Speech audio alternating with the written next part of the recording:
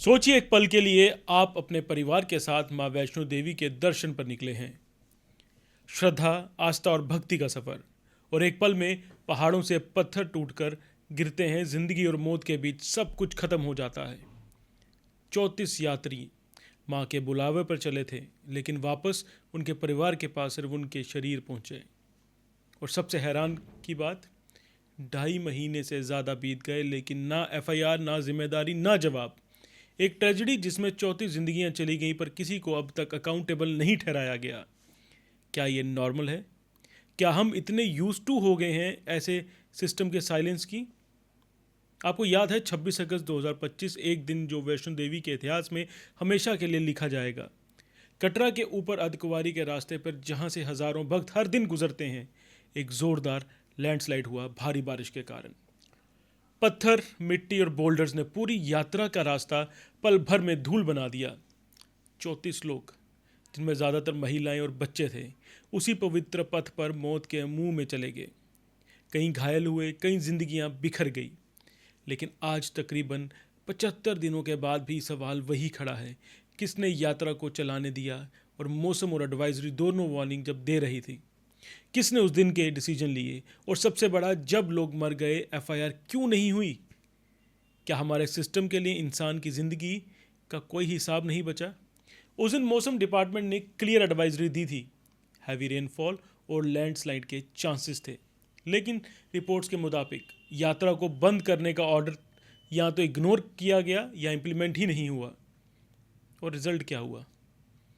दोपहर तक भारी बारिश, शाम तक लैंडस्लाइड और रात तक 34 जिंदगियां धरती के नीचे दब गई। रेस्क्यू टीम्स ने पूरी रात मेहनत की, बॉडीज निकाली गई, फैमिलीज को इन्फॉर्म किया गया। पर उस रात एक और चीज़ मिसिंग थी, वो था एक्शन उन अधिकारियों के खिलाफ। किसी ऑफिसर के खिलाफ एफआईआर नहीं हुई, किसी पर जिम्मेदारी फिक्स नहीं हुई। बस एक फॉर्मल नेचुरल क्लैमिटी रिपोर्ट हुई, जैसे सब कुछ प्रकृति की ही गलती थी, सिस्टम की कुछ गलती नहीं थी। 2 महीने से ज़्यादा बीत गए, 2.5 महीने से, पर कोई ऑफिशियल क्लैरिफिकेशन नहीं आया।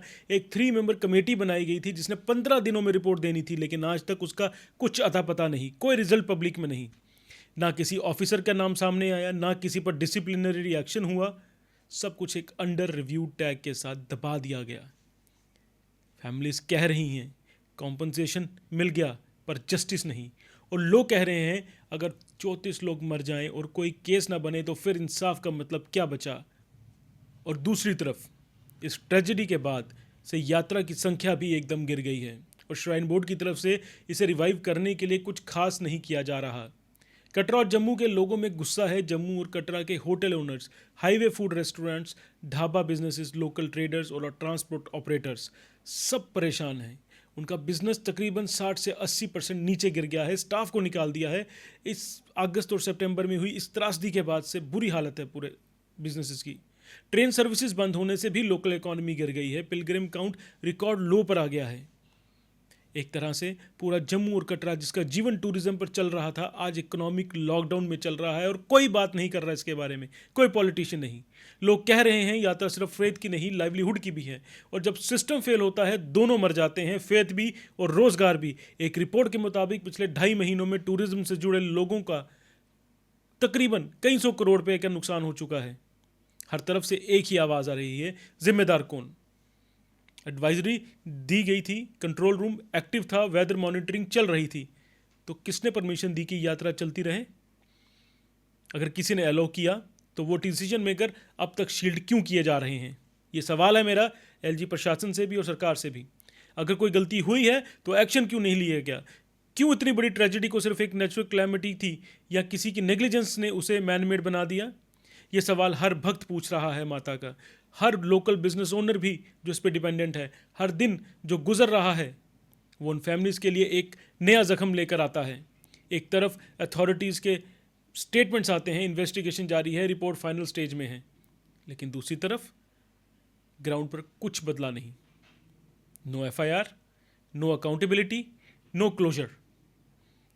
ये साइलेंस डेंजरस है दोस्तों, क्योंकि जब जिम्मेदारी फिक्स नहीं होती तो सिस्टम को अपनी गलती से सीखने का मौका भी नहीं मिलता। और जब नेक्स्ट टाइम कोई यात्रा होगी, क्या कोई गारंटी दे सकता है कि ऐसा फिर नहीं होगा? ये ट्रेजेडी सिर्फ नेचुरल नहीं थी, ये एक रिमाइंडर थी कि ह्यूमन एरर कभी नेचर से भी ज़्यादा डिस्ट्रक्टिव होता है।